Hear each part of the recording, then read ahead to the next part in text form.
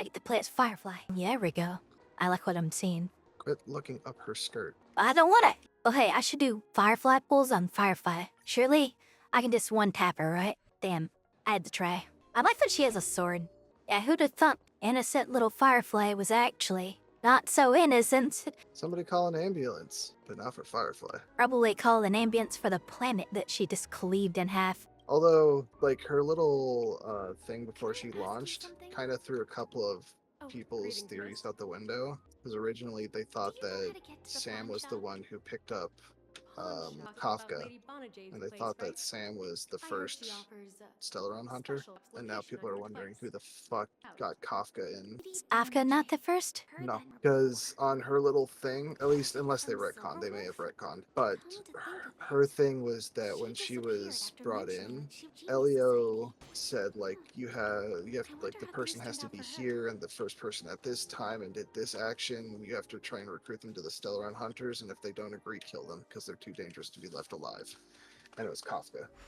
And people thought it was Sam because in the lore, the only person who was stronger on the team on the Stellaron hunters than Kafka was Sam. So now people are like, well, then who the fuck is the one that actually recruited Kafka? Because Kafka was like a nightmare hunter and or a knight of beauty or something. And it's kind of really not sure what she was. I think it was kind of pretty much confirmed that she was one of the nightmare hunters on that one planet. And apparently, like, she was just too strong to be left alive. Because if she kept going, she was supposed to be like going berserk or some shit like that. I forget exactly what it was.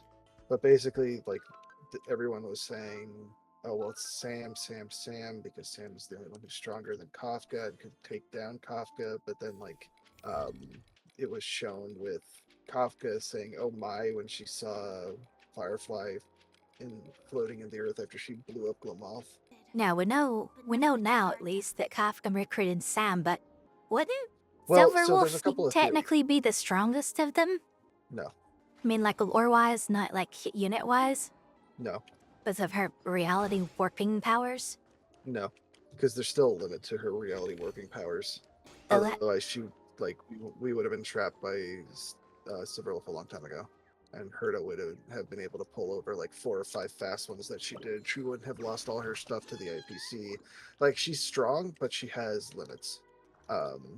And it's just sheer destructive power. Kafka and Sam are stronger than her. But there's some that are saying that, like, Mihoyo is retconning it so that Firefly and Kafka joined the Stellaron Hunters, like, right back to back. So Sam was the first one, Kafka was the second one. And then others are saying that the person was still there. I don't know. It was really weird. Like, the entire shit just doesn't make sense. So what is the extent of Kafka's power? I mean, obviously she's got her entire I murder people for fun vibe going on. And then she has her spirit whisper or whatever that can take control of pretty much everybody as long as they don't have a stronger will than she does. And seeing as how she literally hunted Stellaron demons, I don't think anyone has a stronger will than she does. Yeah, I'd believe that. And that's the entire reason that Blade is still able to do shit. It's because she's using her spirit whisper to keep the Mara at bay. She literally goes, "Bladey, you're not Mara struck," and Blade's like, "I am not Mara struck." There's the thing where she, like, what's that brotherhood? I forget what the fuck the brotherhood is called. But it's from the same thing where we see Firefly talk about her 3 deaths. That same mission, she basically took down an entire planet by herself, just by, like, forcing the error code that was active from that Stellaron to, like, go berserk with her spirit whisper. So, like, Firefly literally has the power to blow up a planet with her Firefly Type 4 mech suit. Kafka, under ideal situations, can either completely overthrow a planet or make the planet explode, depending on what's available with her spirit whisper. Silverwolf can hack systems, and Blade is just immortal and can just fuck people up with a sword. So, like, it's very obviously Sam, Kafka. I'd probably say Silverwolf, and then Blade is the weakest member of Stellaron Hunters. that we know of. I think it's alluded that there's a 5th and 6th member, but like we don't know who the fuck they are because they're never talked about. And the 4 Stellaron hunters that we do know don't know them or don't talk about them. Yeah, actually, could Agaron kill Blade? Ooh, now that is a good question. Even You know Chingli what? couldn't. Yeah, but Jingliu doesn't have origin. Doesn't have what? Her sword origin. Oh, yeah. Seeing as how she's like an emanator of finality, and she's actually specifically the guardian of finality, I believe is like her actual title. How did I not get that buff? I was standing it. Fuck you, Kie. Not Nihility? Huh? Nihility finality. The sign difference. She's an emanator of nihility. She's a self-annihilator. She's the one who guards the barrier. I'd actually say she has a good shot at ending Blade. Yeah, I'd actually say she has a really good shot at giving him his final rest. Well, actually, I don't know, because he's not Mara struck because of abundance. He's Mara struck because of longevity or permanence. Whoever long was, I think it was permanence. I don't know. One that imbibed Lune follow Grep. Yeah, the dragon. The fuck is this shit? Oh my god, it's Bejeweled. That's a good question. I don't know. Oh, we saw this in the trailer. I would imagine so, seeing as how like she has a sword that doesn't just cut, but like cleaves reality. So you would imagine that her sword would have the ability to cut through his permanence. That is an interesting topic. That's a good question. And my Fireflash is over here fighting Deleuze. Yeah, it's actually kind of interesting if you think about it, because the duality of Blade and Firefly, because I think Blade's question was like, how does he finally die? And Firefly was like, how do I live? So one wants to die and one wants to live, which, I mean, think about it, it's kind of like fair, because she was genetically implanted with entropy loss syndrome, whereas he was like artificially created into a long life species from a short life species. Ah, man, imagine Firefly as a Mara. That'd be a disaster. Now that is one thing. I'm surprised that she didn't. Well, I guess abundance wouldn't actually be able to fix her issue. Well, no, because it's the same thing as with the storyline about Dawn, the leader of the people who attacked with the Stellaron because of Phantilia. Like she couldn't ever regenerate. No matter what like cure she did to herself, she would always regenerate to being blind again, and it would cause her a shit ton of pain because the abundance. Oh, I know who you're talking about. It's been a topic about like people with super healing and shit like that in science fiction a lot, because there's this thing where like oh, I can use healing magic. Why isn't this healing? Well, it's because you're not considered an abnormality. It's like that's just how you were born. This ish. Versus like you know, I cut myself. That's obviously not my natural state, so I need to heal will cure it. Well, shit, yeah. Now, Akaran's sword origin. Just like, what can't it cut through? I mean, it really depends. Like, yeah, it depends on what Mario wants to do at the end of the day. Because they could do any kind of number of hand waving, since Blade isn't cursed with immortality thanks to abundance, but because of permanence. Firefly doesn't know what pawn means. She's so immature. I flame what man. I think it's more that she didn't understand what Jade meant by pawn. She just talk about Elio briefly. I mean, anytime you bring up Stellaron hunters, you're gonna invariably talk about Elio, because Elio is the leader. That's like. She mentioned the path of finality and like going backwards. Well, yeah, that's what Elio does. Yeah, it just exists backwards. But they can't talk about what they've seen directly. They can't interfere, so they can just guide. Which, if you think about it, you already know something. Means guaranteed finality is the only Aeon to never get absorbed. That you can guarantee 100% it's going to be one of the ones that will never get absorbed, I guess is the better way to say it. Or technically die. I mean, it'll die, but not in the sense that like the people now will know that it's dead. It's just like all of a sudden they'll just disappear, and the people will be like, "Who the fuck died?" But you were Onto their talking own about device. how Acheron is like a guardian of finality. I meant nihility, not finality.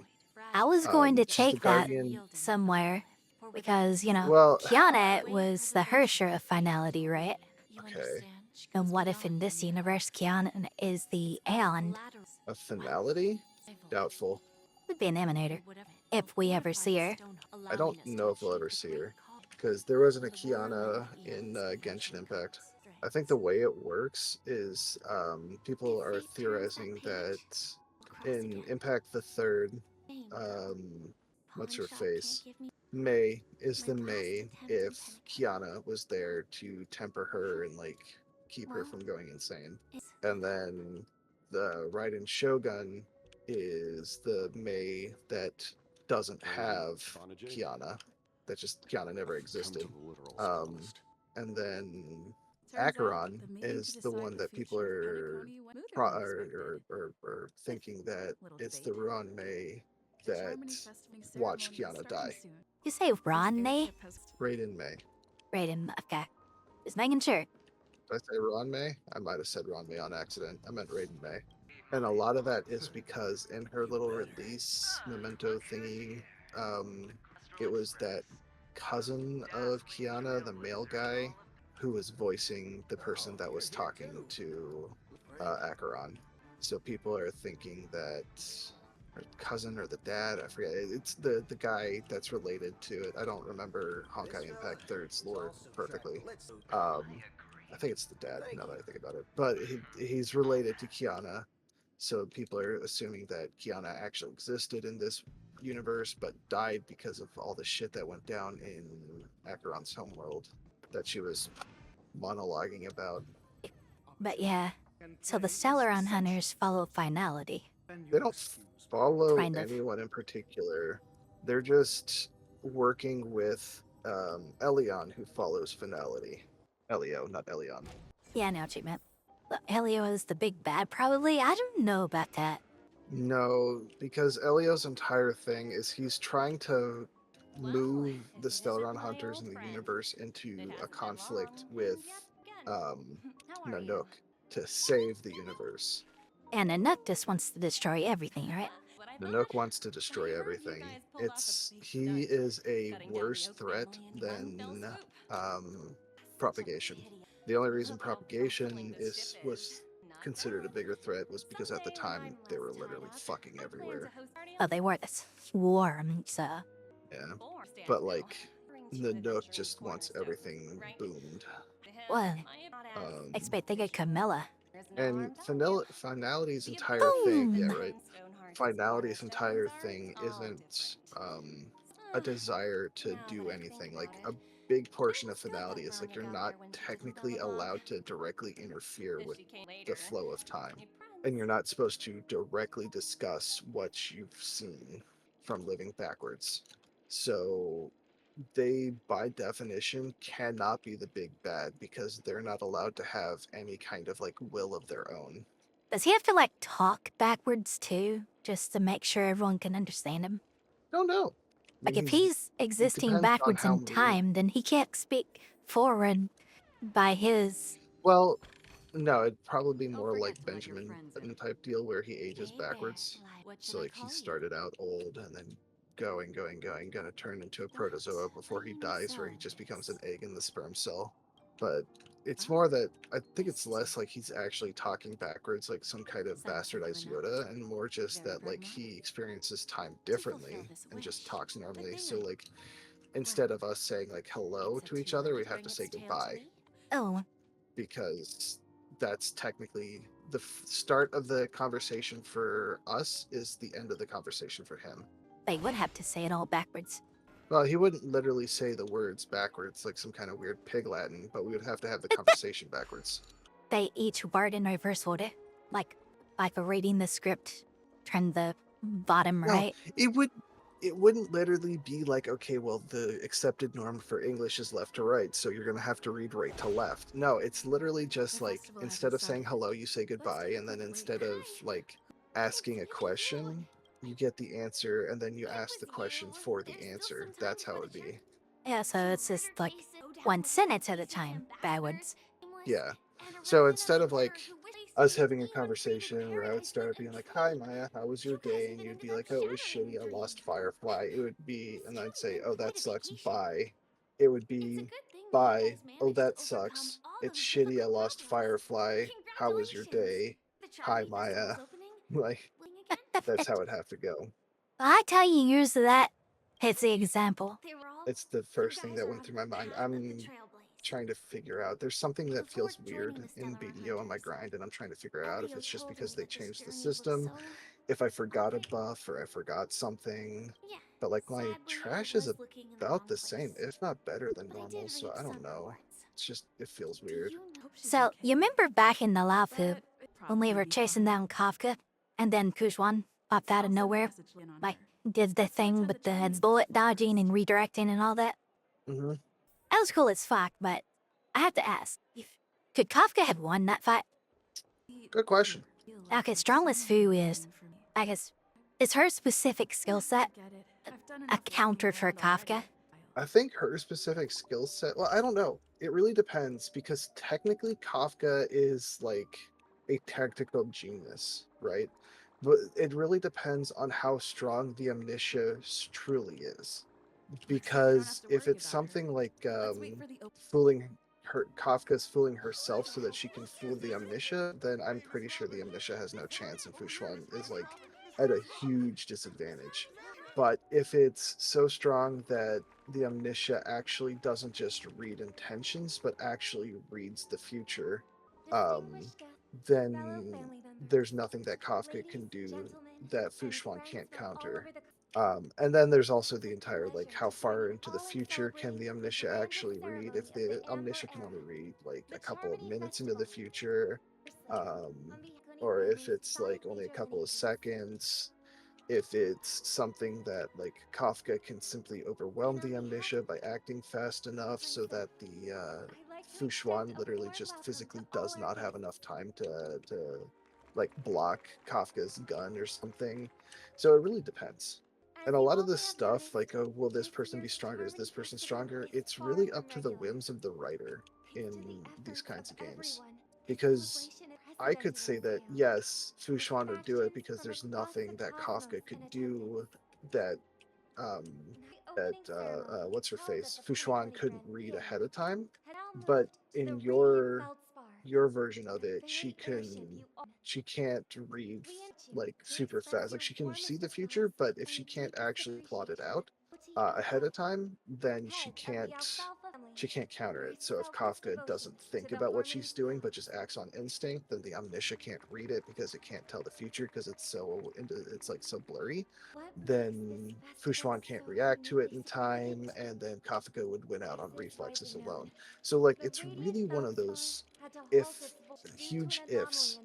Like it just depends on too much that we wouldn't actually know because we're not the writers of MiHoYo. And they do a lot of this stuff on purpose so that they can change the storyline as they go later on down the line to fit their needs. That's not just a Hoyo thing. Well, yeah, no, it's not just a Hoyo thing. I meant they do that on purpose. I meant that as like a writers in general, Yes. especially in fantasy settings, because once you start establishing a power dichotomy, uh, that's not the word I'm looking for. Hierarchy. You cannot really deviate from it without getting accused of retcon, and retcon gets really fucking messy quickly, which is why the entire time I said with can what's her face kill Blade, my initial gut reaction was yes, because her entire sword can cut anything, but then like it cuts not just physically, but also cuts the idea of things. But then I thought, well, maybe not, because he doesn't get his long life from abundance. He gets it from a freak accident involving the power of permanence. So, like, I don't know. Does the power of permanence beat out the power of nihility? does nihility beat out permanence? Like, they're antithesis, so it's really hard to say which one is stronger than the other. And the only thing that we could actually say is like, well, permanence is dead, but nihility is alive. So nihility technically should be stronger. I don't know. Because then it's, did permanence actually die, or is it just stuck in the different artifacts on the different Xian show? It's are good questions.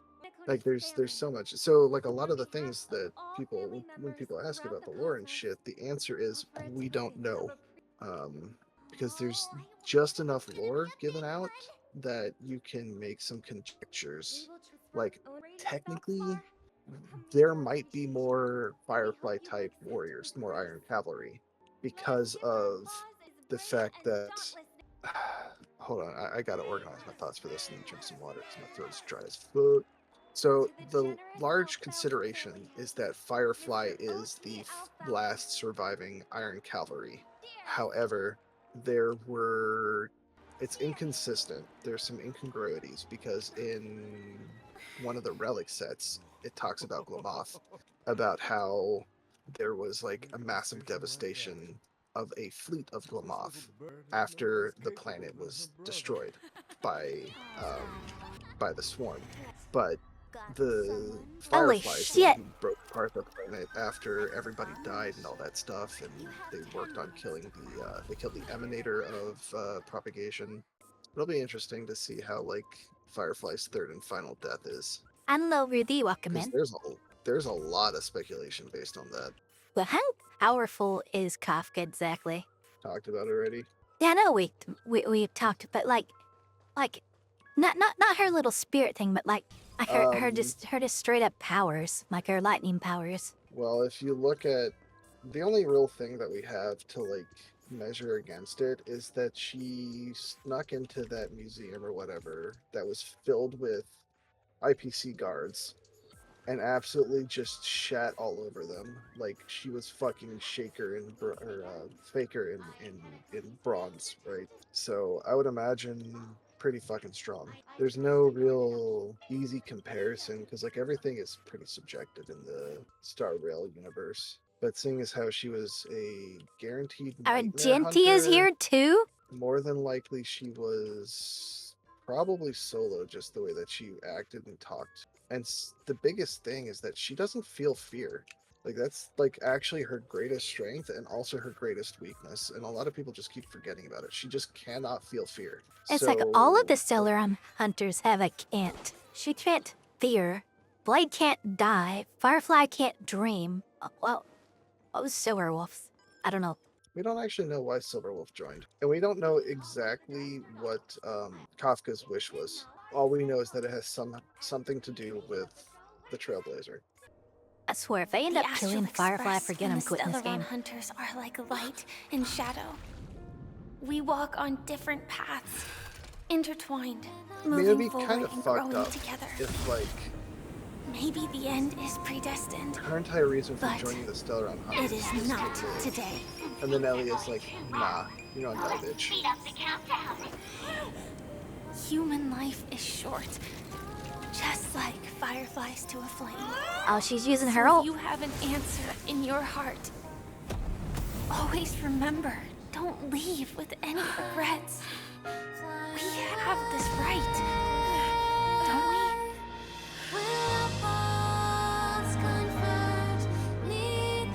Won't you do it? You give her back.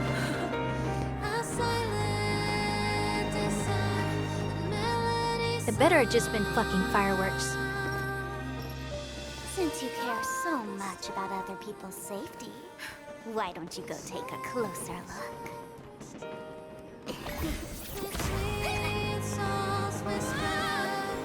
A fucking hammer. See, everything is possible in this land of dreams.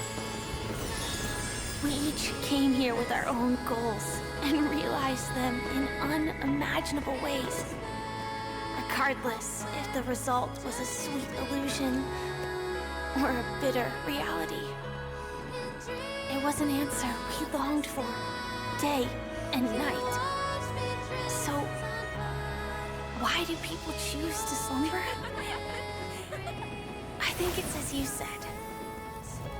Because in the end, we will wake up from our dreams.